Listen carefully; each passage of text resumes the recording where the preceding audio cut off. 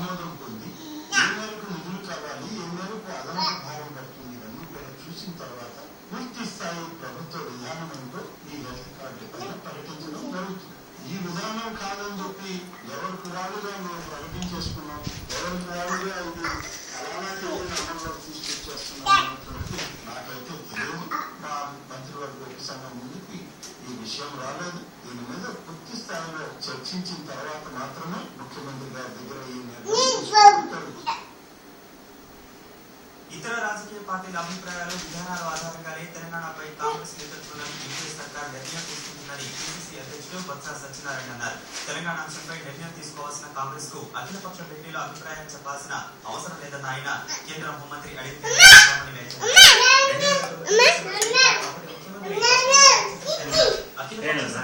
కూడా కాంగ్రెస్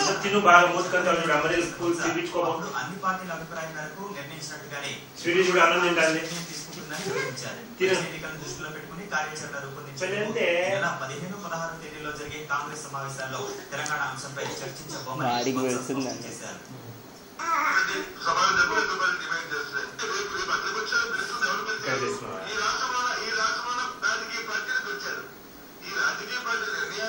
అన్ని పార్టీలు ఆలోచన విధానాలు తెలుసుకుని దాన్ని బట్టి కాంగ్రెస్ పార్టీ నిర్ణయం తీసుకుంటుంది.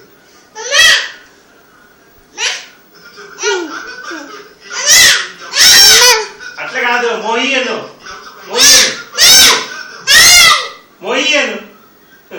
మోయి రాను పిలిచు, మోయి రాని పెడతాను చెప్పు.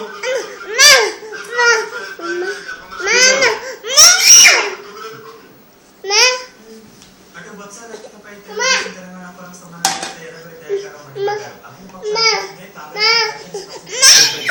ప్రధాన మంత్రి అవగాహన కోసం